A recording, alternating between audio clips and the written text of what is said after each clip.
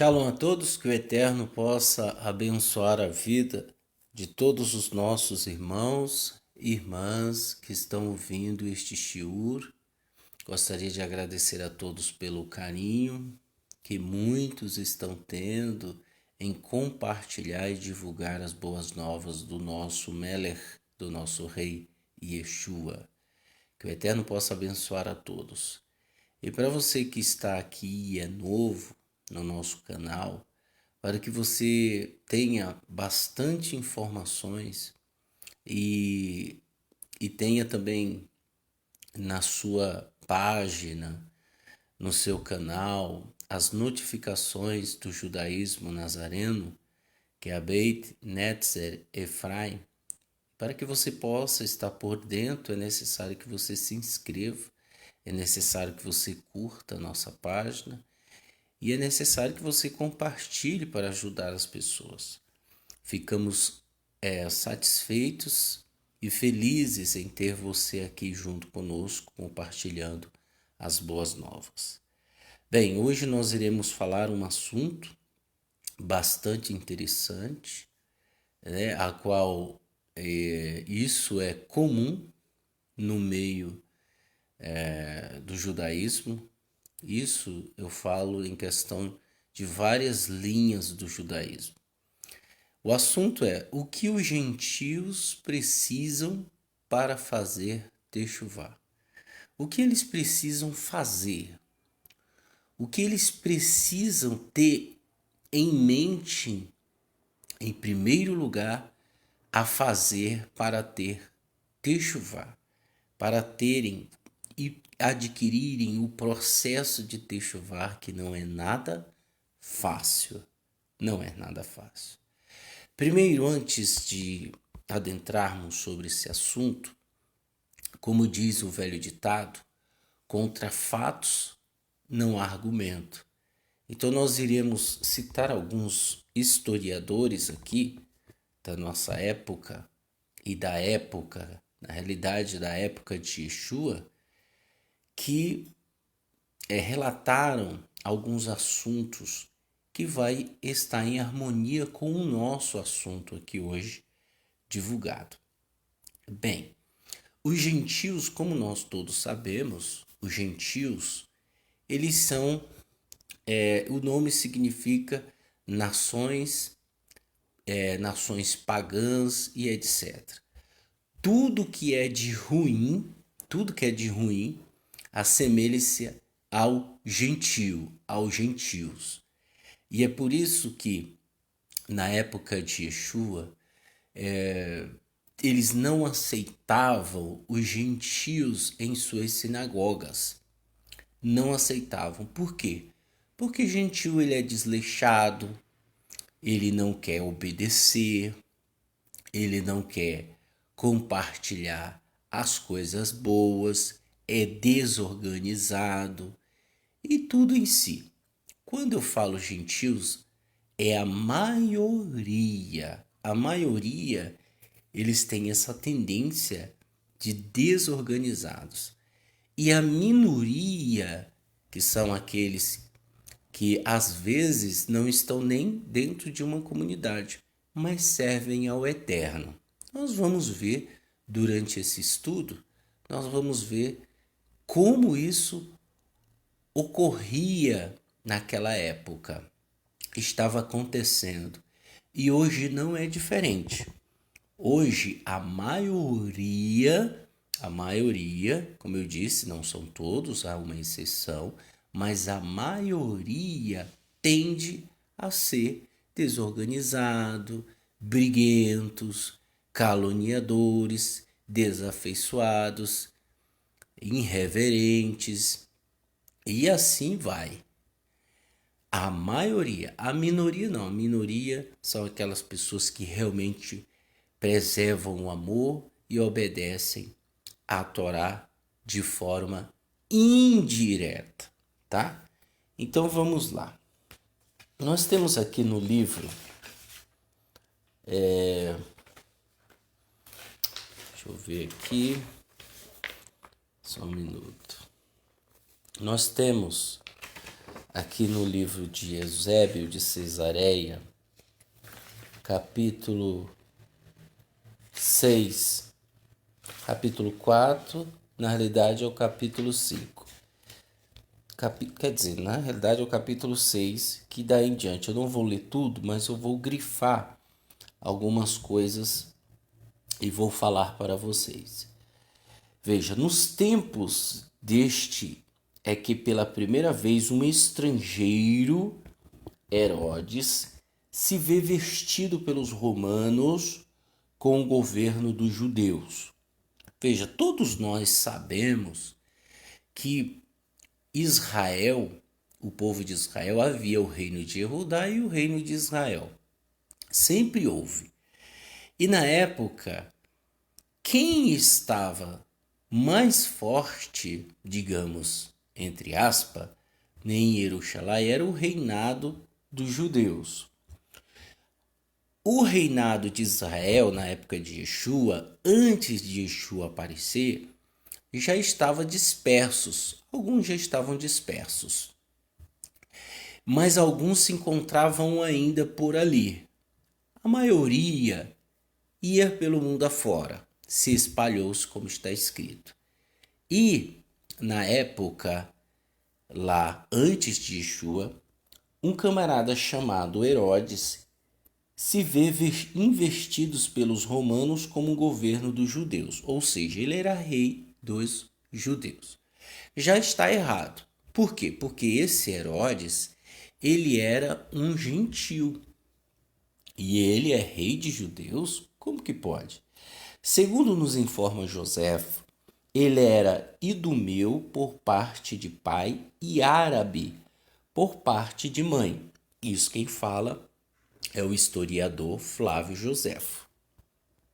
Mas segundo africanos, que não era mau historiador, os que dão informações exatas sobre Herodes dizia que Antipartos, este era o seu pai, era filho de um certo Herode de Ascalon, um dos chamados Hierodulos, que servia no templo de Apolo. Então veja, ele já tem procedência pagã, mas era rei dos judeus. A menos tinha reinado, no versículo 5, antes do cativeiro e da imigração para a Babilônia, começando com Shaul, o primeiro, e por Davi, o segundo, e antes dos reis foram governados por mandatários chamados juízes, que tinham começado também depois de Moshe e o seu sucessor Josué. Veja, ele está dizendo que todo o período do reinado de Judá, o reinado de Jerusalém, o reinado de Israel, todos eles eram reinados por rei que procedia do seu povo, por reis que procediam do seu povo. Veja só, dessa forma, assim que Hircano, o último a quem chegou a sucessão do sumo sacerdote, foi levado cativo pelos partos, o Senado romano e o imperador Augustus colocaram a nação judia nas mãos de Herodes, o primeiro estrangeiro, como já foi dito. Veja só, o primeiro gentio a ser rei sobre os judeus. Isso tudo se dá à influência política. Encontramos importantes testemunhos de tudo isso em Joséfo, que explica como Herodes, assim que os romanos lhe confiaram o reino, deixou de instituir sumos sacerdotes vindo da antiga linhagem. Pelo contrário, distribuía esta honra entre gente sem expressão. E diz ainda que na instituição dos sacerdotes, Herodes foi imitado por seu filho Arquelau e depois dele pelos romanos, quando tomaram para si o governo dos judeus. O mesmo Joséfo explica como Herodes foi o primeiro a fechar sobre seu próprio selo as vestimentas sagradas do sumo sacerdote, não permitindo mais aos sumos sacerdotes levá-las sobre si, e que o mesmo foi feito por seu sucessor Arquelau, e depois desse pelos romanos. Veja que aberração. Nós estamos acompanhando aqui Herodes, além de ser rei, ele se auto-intitulou sumo sacerdote do templo. Veja, de acordo com a Torá e a ordem dada pelo Eterno, a tribo de Levi somente poderia ser sumo sacerdote ou sacerdotes do templo aqueles que viessem da tribo de Levi, e não mais. Veja como o templo já estava corrompido, veja como os judeus, alguns, não todos, mas já estavam corrompidos, influenciados por uma política corrupta. O que eu quero dizer, para que você não perca a atenção, é que quem está reinando é um gentio. E quem está no lugar de sumo sacerdote ou sacerdote são pessoas que logo mais na frente serão também gentios. Goim.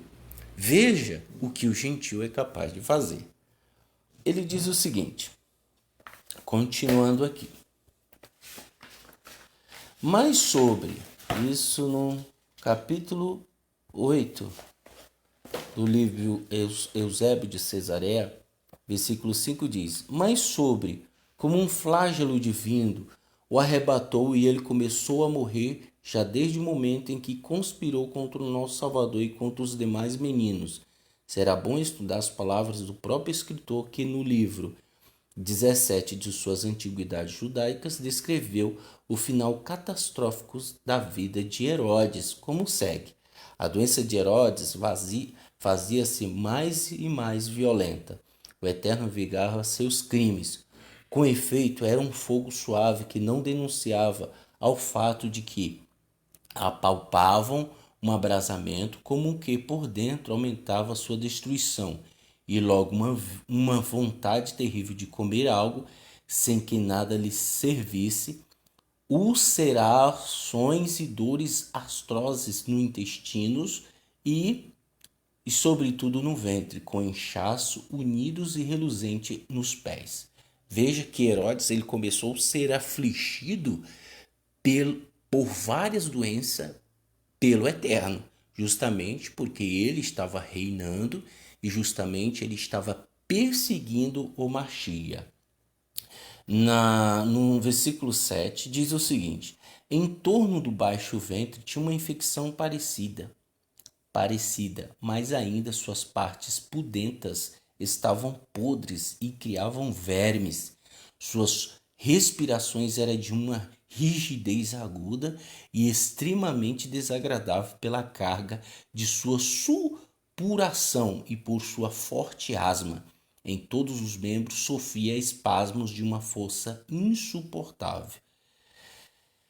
E no livro, segundo os seus relatos históricos, nos dá uma tradição parecida acerca do mesmo assunto, escrevendo assim: então a enfermidade se apoderou de todo o seu corpo e foi destroçado com variados sofrimentos. A febre, na verdade, era fraca, mas era insustentável a comichão em todas as superfícies do corpo, as dores contínuas no ventre, os edemas dos pés, como de um hidrópico, a inflamação do baixo ventre e a podridão verminosa de suas partes pudentas, ao que se deve acrescentar a asma e a dispenia e os espasmos em todos os membros, ao ponto de os adivinhos dizerem que este sofrimento era um castigo. Veja, olha só o que Herodes está passando. Assim foi o final de Herodes, justo e merecido pelo infanticídio perpetrado em Belém por atentar contra nosso Salvador. Depois disso, um anjo se apresentou em sonho a José, que vivia no Egito, e ordenou-lhe partir com o menino e sua mãe para a Judéia, explicando que estavam mortos os que buscavam a morte do menino, ao que acrescenta o evangelista. Porém, ouvindo que Arquelau reinava no seu lugar, de seu pai Herodes, temeu ir para lá, mas avisado em sonhos, retirou-se para a região da Galiléia. Veja que existe uma parte também interessante que mostra que ele foi comido por bichos, vermes. Veja, o que eu quero dizer para você é que este homem, além de estar reinando sobre o povo do Eterno, em Jerusalém, reinando sobre os judeus, ele se autodeclarou sacerdote. E a sua linhagem foi assim também. Existe um outro relato, que eu não me lembro, acho que está no livro de Macabeus, se eu não me lembro. Se eu não me esqueço, acho que é mais ou menos isso. Que diz o seguinte, que havia também um gentio que tomou o lugar de sumo sacerdote e ele ofereceu um porco. Acho que foi isso. E um levita o matou por causa disso. Ele ofereceu um porco. Eu acho que foi mais ou menos isso. É só para a gente ter uma ideia. E ele o matou, o levita o matou. Aí houve a revolução, uma rebelião ali naquele momento.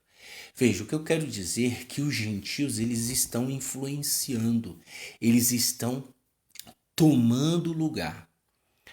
Aqui, a apostasia.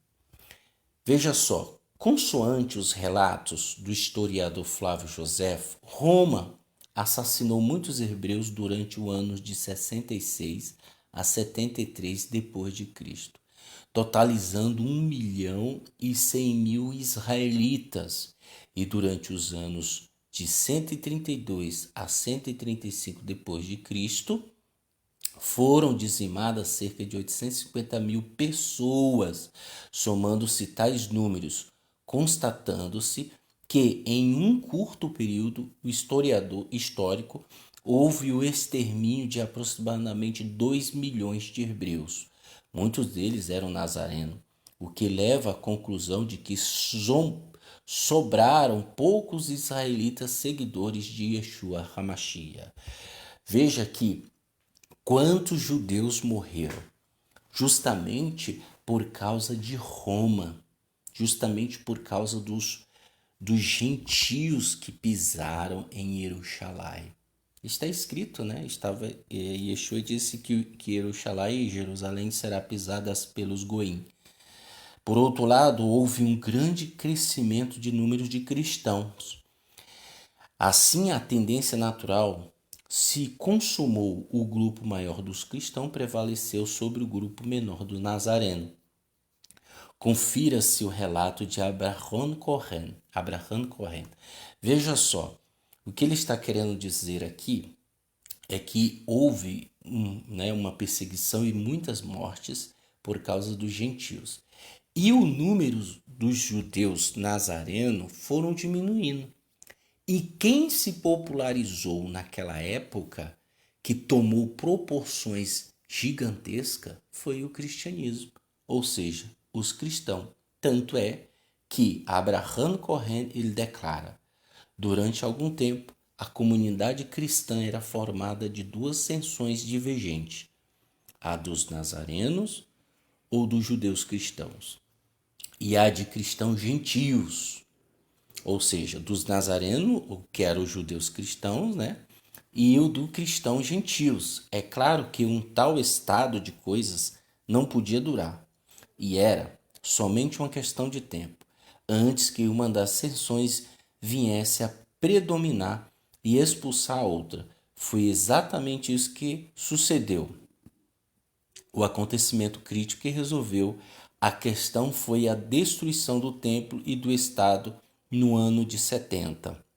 A partir desse momento, os nazarenos começaram a diminuir em número, enfraquecendo-se pouco a pouco a sua influência até se tornar nula. Dois Caminhos, edições Biblos Limitada, Rio de Janeiro, 1964, página 102. Veja que, na realidade, os cristãos estavam se popularizando-se, né?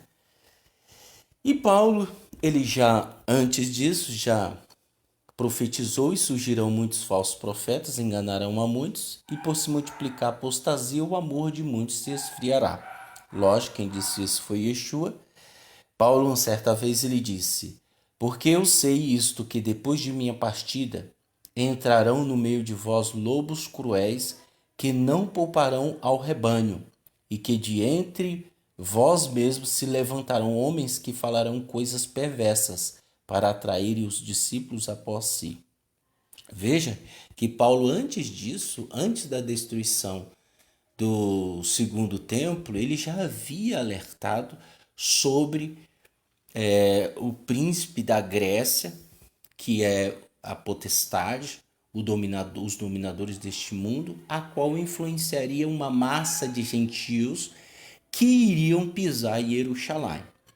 Como eu disse, contra fatos não há argumento. Então eu estou dando aqui para você dados históricos de que os goins são capazes de fazer, tá? Em sua maioria, veja o que os goins são capazes de fazer. Mas o Rua e o Espírito expressamente diz que nos últimos tempos apostatarão alguns da fé, dando ouvido a espíritos enganadores e a doutrina de demônios, pela hipocrisia de homens que falam mentiras, tendo cauterizado a sua própria consciência. 1 Timóteo 4, 1, 2. Então, antes da destruição, repito, do segundo templo, veja que Paulo ele é expressamente categórico em afirmar que, pela hipocrisia dos homens que falam mentiras, tendo cauterizado a sua própria consciência. E ele disse mais, filhinhos, em João, né? É já a última hora, e como viste que vem o antimessias, também agora muitos se têm feito antimessias, por onde conhecemos que é já a última hora. Aí ele disse, ó, sairão dentre nós, mas não era dos nossos, porque se fosse dos nossos, teriam permanecido conosco. Mas todos eles saíram para que se manifestasse que não são dos nossos. Yohanan João 2, 18 e 19. Veja que isso é muito sério. Veja que a maioria também sai do meio daqueles que querem viver uma essência, daqueles que querem viver a essência de Yeshua, dos princípios da Torá. Veja, agora, depois da morte de Shaul, de Paulo e dos discípulos, dos emissários, acontece uma coisa terrível. Veja, motivados pela influência, motivados pelo que eles estavam vendo, surge um homem, e este homem é o pior de todos. Inácio de Antioquia, o baluarte das heresias. Veja só. Foi dito que Shaul profetizou que após a sua morte seriam levantados lobos cruéis que atrairiam os discípulos para si. Shaul morreu no ano de 66 d.C. e o primeiro ancião bispo de Antioquia após a sua morte foi Inácio, em 98 d.C. Este bispo, o Santo Inácio dos Católicos, cumpriu as profecias de Paulo, uma vez que escreveu uma série de cartas introduzindo várias heresias no meio de seguidores de Yeshua. Exésépsio, historiador nazareno, 180 d.C., escreveu o que ocorreu imediatamente após a morte de Shimeon, que sucedeu Yaakov Hatzadik Tiago Justo na liderança da comunidade dos nazarenos e que morreu no ano de 98 d.C. Ele escreve: efetivamente, até aquelas datas, a comunidade permanecia virgem, pura e incorrupta, como se até esse momento os que se propunham corromper a sã regra da pregação do Salvador, se é que existiam, ocultavam-se em escuras trevas. Mas quando o coro sagrado dos apóstolos alcançou de diferentes maneiras o fim da vida e desapareceu aquela geração dos que foram dignos de escutar com seus próprios ouvidos a divina sabedoria, Então teve início a confabulação do erro ímpio por meio do engano de mestres de falsas doutrinas, os quais, não restando nenhum apóstolo, daí em diante já o descoberto tentaram opor a pregação da verdade à pregação da falsamente chamada gnoses. Egesépsio, o Nazareno citado por Eusébio de Cesareia, História Eclesiástica, livro 3, capítulo 32. Veja o que está ocorrendo. Nesse momento, após a morte dos discípulos dos Talmidim de Yeshua, este homem, ele surge distorcendo as verdades, distorcendo o que a comunidade em si mantinham. Todos eram unânimes, como está escrito. Todos estavam em um só espírito, em uma só comunhão. E este homem surge, quem é? Quem é? Agora eu pergunto para você, quem é este homem?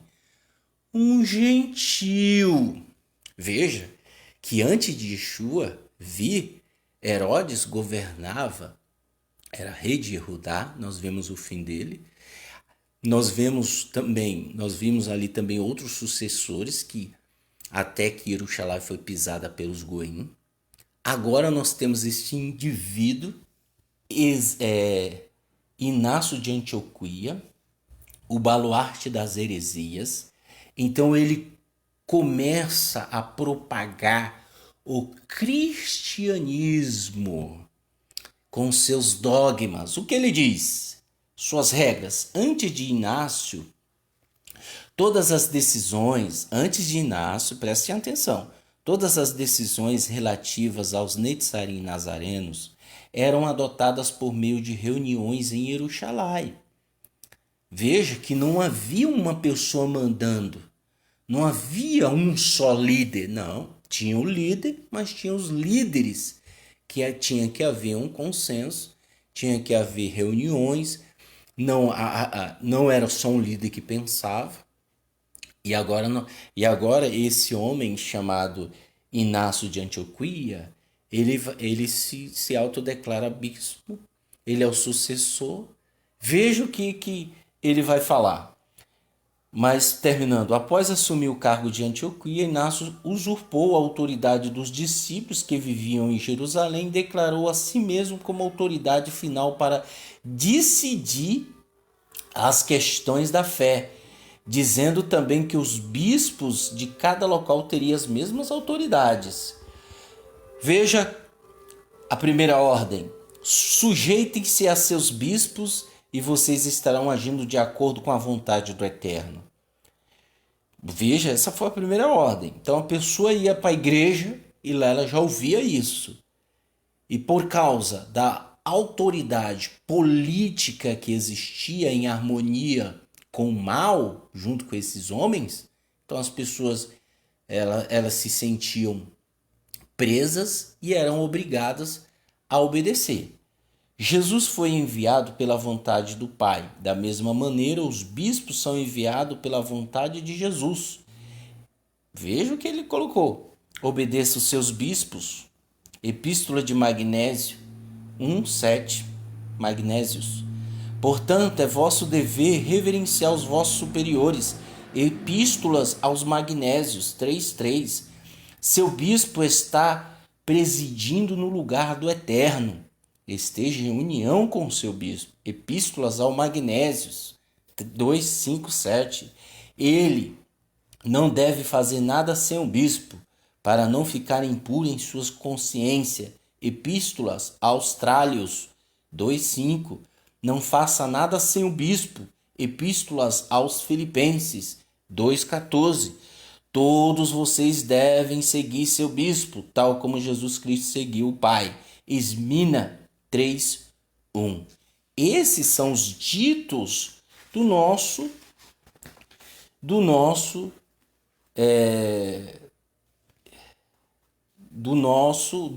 não, né? Do Pai do cristianismo. Vejam só, já começou. E a primeira coisa que ele coloca são 5, deixa eu ver, 1, 2, 3, 4, 5, 6, 7, 8. São 8 regras. Então a pessoa saía de sua casa e ia para a igreja no domingo, que agora não era mais sinagoga, agora é igreja. Então a pessoa ia no domingo para a igreja, então ela ouvia isso. Veja o que a influência faz. Isso vigora até 2000 anos. Nós estamos no ano de 2019. Desde de 130 até hoje, o cristianismo se popularizou, se propagou, e é por isso que as pessoas elas se auto, né, engrandece dizendo: eu sou católico, mas não sou praticante. E mal sabe ela que o cristianismo não tem nada a ver com os ensinamentos de Yeshua. Aí você vê. Então, quem propagou essa impiedade, estes males, foi um gentil. Veja, primeira coisa, concentração do poder nas mãos de um só homem. Então ele já estava com esse propósito, concentração do poder nas mãos de um só homem. É por isso que hoje você vê nas igrejas, eu vou falar da igreja católica, o padre, o bispo, né? O arcebispo, que eles são autoridades para o povo. Então as pessoas vão confessar os seus pecados. Então isso é antigo, isso não é de agora, isso é antigo. A igreja evangélica tomou a mesma proporção. O pastor é ungido do Senhor. Não pode falar com o pastor, tem que obedecê-lo. Tem que obedecê-lo. Veja que a autoridade, a concentração do poder nas mãos de um só homem. Segundo, decretação de que a Torá, a lei, o eterno foi abolida. E é por isso que você vê os padres, os bispos da igreja católica, eles dizem: a lei foi abolida. E a igreja evangélica, que é a sua filha, diz também. Você vê a sua maioria, muitos falando. Repito, não são todos, são muitos, tá? A minoria obedece o eterno. A maioria desobedece e propaga essa aberração, que a Torá foi abolida. Terceiro, substituição ilegal do Shabat pelo domingo. Então as pessoas antigamente elas iam para o Shabat na sinagoga, comunidade, aprendiam os princípios de Yeshua.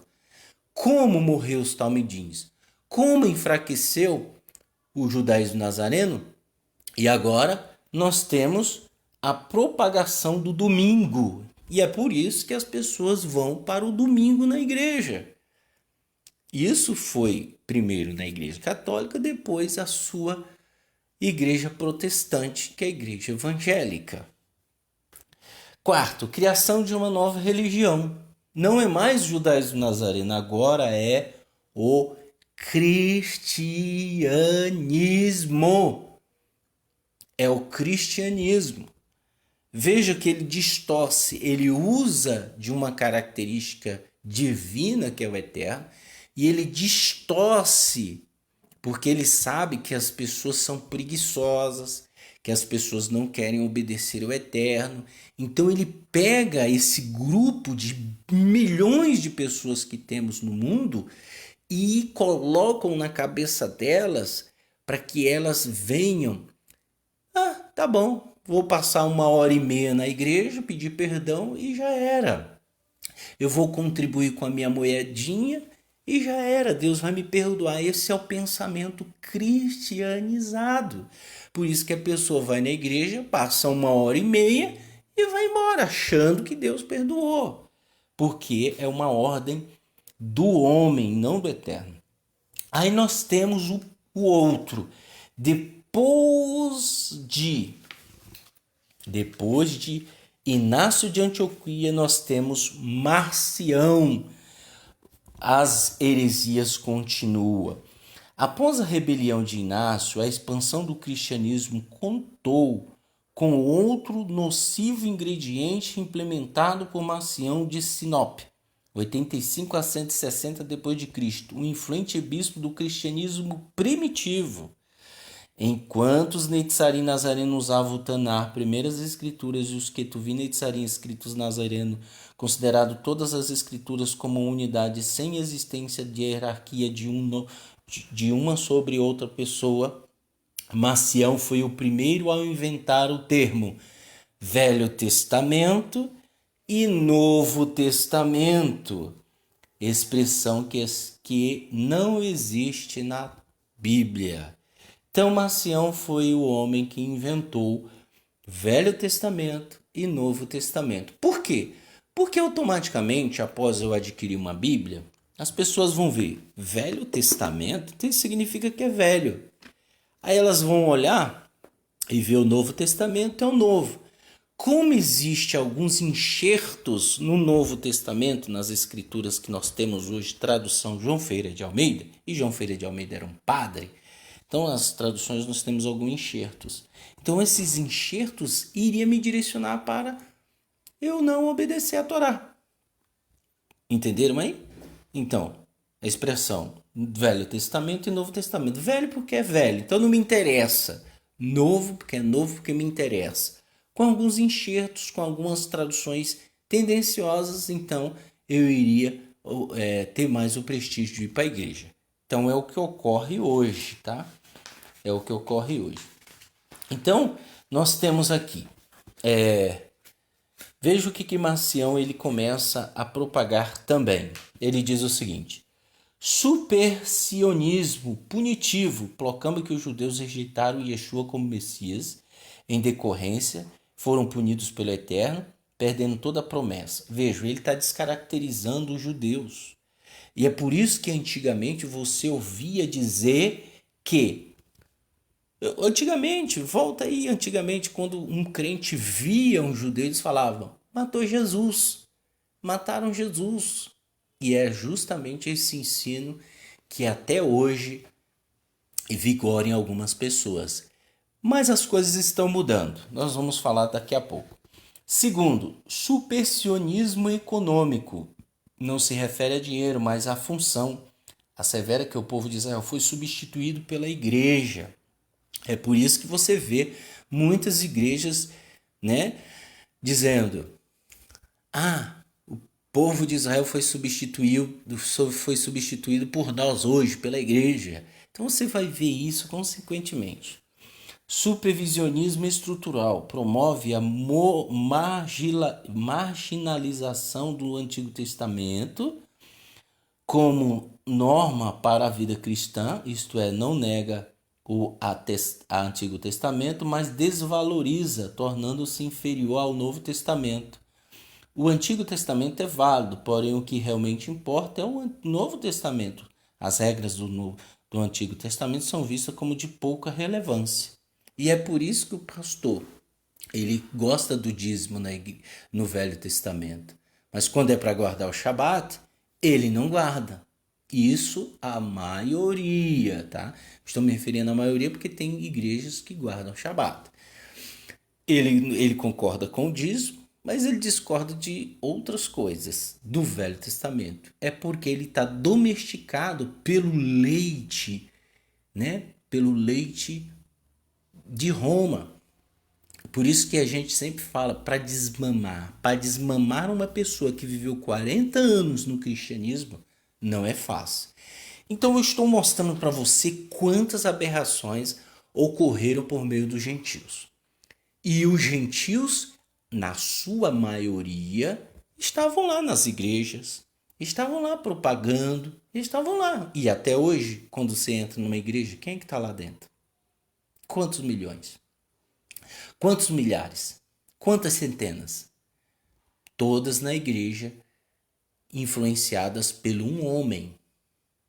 Entenderam agora a gravidade? Você vai entender. Você vai entender. Ele diz mais: supersensionismo fraco. A nova aliança instituída pelo Novo Testamento é entendida como uma adição a aliança anterior, a religião dos judeus, ou seja, o judaísmo. Assim, o Eterno não revogou a aliança com o povo de Israel, mas os gentios não precisam da primeira aliança. Tá vendo? Supersensionismo forte. A nova aliança é uma substituição da aliança mosaica. Então é como se estivesse substituindo. Não acabou não. Nós lemos Inácio de Antioquia, né? Aí nós lemos Marcião, as heresias continua. Agora vem o Tertuliano. Meu amigo, o negócio é sério. Veja só, Tertuliano e as sementes do politeísmo. Foi Tertuliano o primeiro a usar a palavra latina trinitas, trindade, para desenvolver os dogmas cristãos de que o Eterno são três pessoas diferentes: o Pai, o Filho e o Espírito Santo. Por razões óbvias, se o Eterno são três pessoas, então a doutrina cristã da Trindade apregoa a existência de três deuses, típico exemplo do politeísmo. Para tentar disfarçar o politeísmo tão combatido pela Bíblia, o dogma trinitário sustenta que o Eterno é um e que, por um mistério, ao mesmo tempo são três pessoas. Vale citar as palavras do Tertuliano, pai da doutrina da Trindade. Ele diz o seguinte: enquanto o ministério da dispensação está ainda aguardado, a qual distribuiu a unidade em uma trindade, colocando em sua ordem as três pessoas, o Pai, o Filho e o Espírito Santo, três, contudo, não sem condições, mas em graus, não em substância, mas em forma, não em poder, mas em aspectos, além que em uma substância, uma condição e um poder. Enquanto que ele é um Deus, de onde esses graus, formas, os aspectos são reconhecidos sobre o nome do Pai, Filho e Espírito Santo.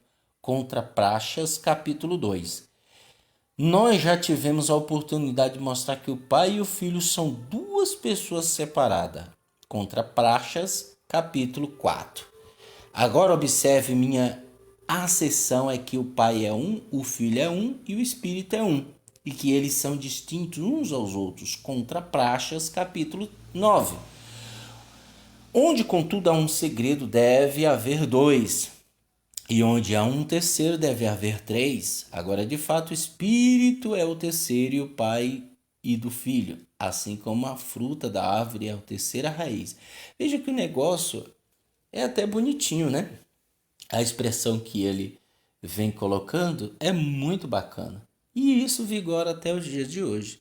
O Eterno, nós do judaísmo nazareno, nós cremos que o Eterno é errado, e que se manifesta de várias formas e de várias maneiras, como ele tinha se manifestado na época das Escrituras. E hoje ele se manifesta de várias formas e de várias maneiras.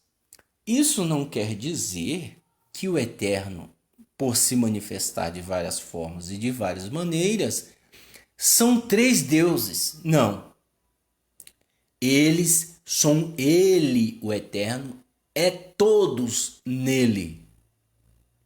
Ok? Ele é errado. Nós não temos a doutrina de Tertuliano, que é a Trindade. Nós não cremos nisso. Primeiro, porque foi ele que estabeleceu. E quem foi ele?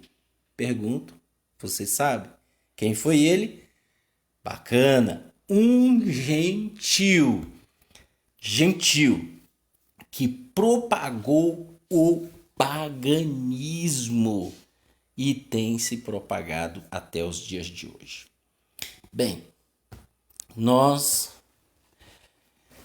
trouxemos, como eu disse, contra fatos não há argumento. E agora nós vamos ler algo bastante interessante. Veja, contra fatos não há argumento. Eu falei para você que está me assistindo agora, que está me ouvindo, né? Que está me ouvindo. Passei para você todos os fatos históricos de que um gentio é capaz de fazer. Um gentio. Veja, não é para você amaldiçoar o gentio, de maneira nenhuma.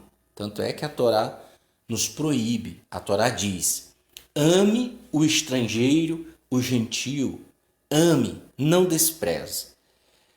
Mas o que eu quero dizer é o seguinte: nós temos no Brasil milhões de pessoas. E no Brasil é claro e evidente de que a maioria são católicos e evangélicos. Verdade ou mentira? Verdade. Como eu disse, contra fatos não há argumento. Então veja, o que nós estamos tendo hoje é pessoas que são católicas e pessoas que são evangélicas. Pessoas que passaram o período da vida delas aprendendo sobre esses 3 camaradas. Nós vimos que Herodes, ele pisou em Jerusalém, matou milhões de judeus. O reinado de Roma matou milhões de hebreus, de israelitas. Nós vimos isso. E quem era? Gentio. Nós vimos que o pai das heresias, Inácio de Antioquia, depois foi Tertuliano e agora, por último, foi Marcião. Quer dizer, Marcião e depois Tertuliano. Então, todo gentio, vejam como eles influenciaram o que nós estamos vendo hoje. Veja, eles influenciaram. Eu nasci num berço católico. Assim que eu nasci, não sei você que está me assistindo, eu fui levado para o padre para ser batizado, para não ser um pagão de acordo com o ensinamento da Igreja Católica. Pessoas que estão me assistindo, estão me ouvindo aqui neste momento, nasceram num berço evangélico. Assim que nasceram, foram para a igreja para serem apresentadas. E é verdade, elas foram apresentadas.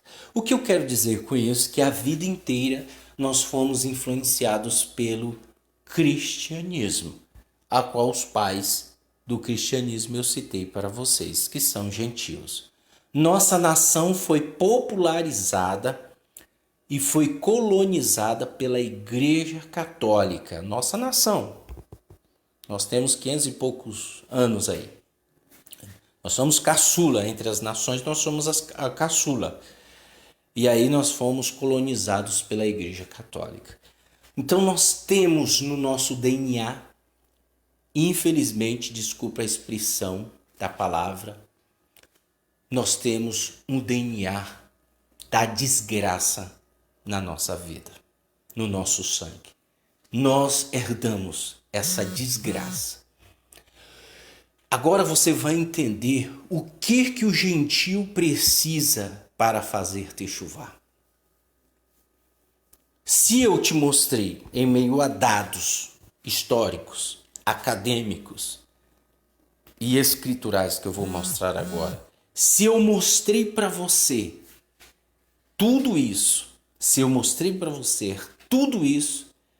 você duvida que o gentio é capaz de fazer alguma coisa?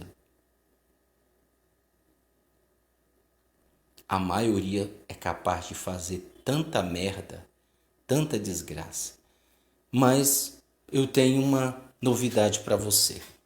A minoria que é o eterno. E é essa minoria a qual eu estou falando. E é essa minoria que eu estou me referindo aqui agora.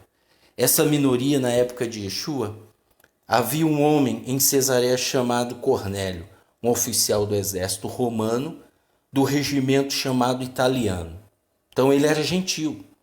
Ele era um homem devoto, um temente ao eterno. Ele não fazia parte da comunidade, mas era um homem devoto.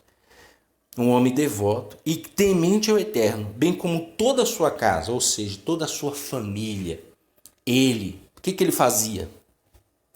Ele contribuía de forma generosa para ajudar os judeus pobres e orava com regularidade ao Eterno. Certa tarde, por volta das 3 horas, ele viu nitidamente uma visão, um anjo do Eterno que se aproximou dele e disse: Cornélio, Cornélio. Olhou para o anjo, atemorizado. Que é isto, Senhor? Ele perguntou. Suas orações, respondeu o anjo. E seus atos de caridade chegaram à presença do Eterno, de modo que ele o tem em mente. Agora, mande alguns homens a Iafo para trazerem um homem de nome Shimeon, também chamado Kefa. Ele está na casa de Shimeon, curtidor de couro, perto do mar. Assim que o anjo que lhe falava foi embora, Cornélio chamou 2 dos seus servos escravos domésticos e um soldado auxiliar, um homem piedoso. Ele lhe contou tudo o que enviou e os enviou a Iafo. Veja, esse homem era dado em alta conta diante do Eterno. Era um gentil. Agora você percebe o tamanho da espiritualidade aqui quando você se volta para o Eterno? Um homem devoto, temente ao Eterno e que ajudava os judeus pobres. Veja que não é título. Veja que não tem nada a ver título. Assim como nós temos em dados acadêmicos e históricos que eu te falei, de homens que potencializaram a maldade e muitos se perderam, muitas pessoas se perderam em meio a isso e estão se perdendo a meio a isso, nós temos um homem aqui que se destaca. Antes disso, eu não vou ler para não pegar mais tempo, mas antes disso Pedro tem uma visão dos animais. Esses animais são animais peçonhentos, tem lagartixa, cobra, aranha, caranguejo, tem pato, águia, abutre, escorpião, tem tudo naquele... E ele desce com esses animais e fala para Pedro, Kefas, mate e come. Não é para ele matar, porque o Eterno sabia que não entraria nada impuro na boca de um judeu, que ele não come qualquer coisa, ele come comida kasher. E aí Pedro olha e fala, Senhor, nada impuro entrou na minha boca. E o Eterno fala, mata e come várias vezes. Aí o Eterno disse, não trate imundo o que eu santifiquei. Aí o Eterno recolhe o pano para cima com os animais. Pedro recebe a visita desses 2 soldados enviados pelo Cornélio e Pedro começa a entender. Quando Pedro chega lá, ele viu a casa de Cornélio reunida, crendo em Yeshua, confiando em Yeshua, e Pedro ele diz, agora eu sei que o Eterno é imparcial. Ele é tanto dos gentios como para os judeus. Veja que é a minoria. Veja que é a minoria. E a minoria é dessa maneira. A minoria busca o Eterno de todo o coração. O gentil, o que ele precisa? Para ter o processo de Teshuvá em sua vida, mudar o seu caráter, mudar suas atitudes, frear as suas más inclinações, controlar o seu Yetzer Hará, sua má inclinação. O gentil, ele precisa disso. Ele não precisa de fantasias. Ele não precisa de Brit Milá. Ele não precisa de artigos religiosos. Ele não precisa se fantasiar de nenhum judeu. Ele não precisa de nenhum disfarce.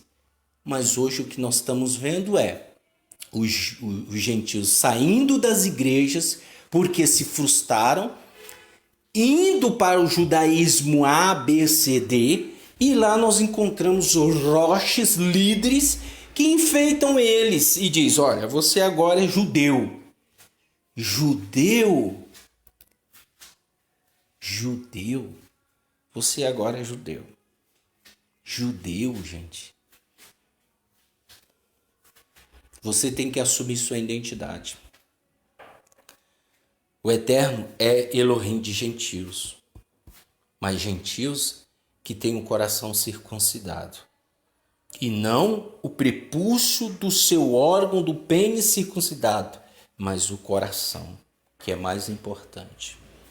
Gentios que têm o chamado do Eterno, que abandonou a idolatria, que abandonou o paganismo e ouve a verdade e a obedece. Mas hoje o que nós vemos é isso. É mentira ou verdade? Contra fatos não há argumento.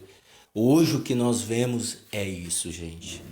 Infelizmente, a demanda, muitas pessoas querendo popularidade, né? Judaísmo dá, judaísmo B, levando os incautos à perdição mais uma vez. O gentio precisa de bons atos.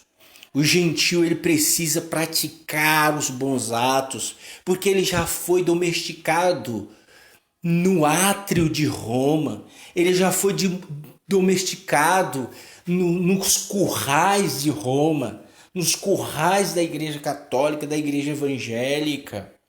E agora ele precisa de liberdade, ele precisa olhar para Yeshua, ele precisa conhecer Yeshua. Ele não precisa mais de dogmas, ele não precisa mais de religião. Eu me aborreço quando eu vejo líderes que às vezes são até bacanas, pessoas na internet dizendo olha isso, aquilo, falando de um monte de aparatos religiosos. E o gentio precisando encontrar shalom, e essas aberrações da internet não dá. Mas dá um monte de aparato, fala do aparato X, do aparato Y, fala de um monte de objetos lá do judaísmo, o Talmud, o Midrash, o Rabban e vai embora. E o gentio perdido, eu vou falar para você, se você fizer tropeçar um desses pequeninos, você vai se desgraçar. Se você levar essa pessoa para o buraco, você vai se desgraçar. Mas o que nós vemos hoje é isso. E é por isso que eu tomei essa liberdade hoje de falar aqui. E é por isso que eu tomei essa liberdade de falar isso hoje. Nós não temos meios nenhum. Nós não estamos, graças ao Eterno, por causa a informação está democratizada. Nós temos aí, eu estou falando contigo, está me ouvindo agora. Graças ao Eterno, e muitos usam para cativar a mente dos incautos, das pessoas que estão perturbadas, para colocar mais perturbação na vida dessa pessoa. Bando de desgraçados, pessoas que são contra Yeshua, as aberrações da internet, pessoas que não querem se voltar para o Eterno, ficam criticando o que Paulo falou sem conhecer as Escrituras. Ficam criticando o que Yeshua falou sem conhecer as Escrituras e os profetas. Raça de víboras. São raça de víboras. Ficam pervertendo a mente das pessoas que querem. Disse Yeshua.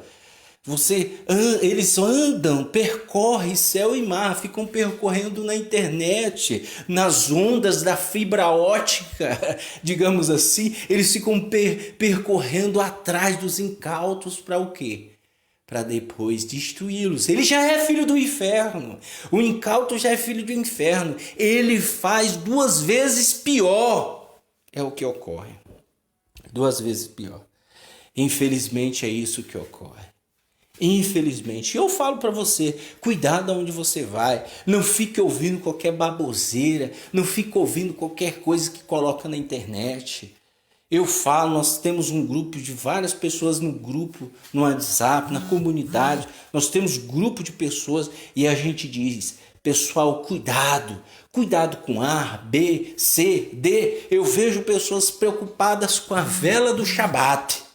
Mas ela não está preocupada em pagar o seu vizinho, em praticar a justiça. Ela está preocupada em receber o Kabbalah Shabbat. Quais as rezas? As rezas do Kabbalah. Não estou falando que isso não é importante. Isso é importante, mas não é primazia. Não é em primeiro lugar.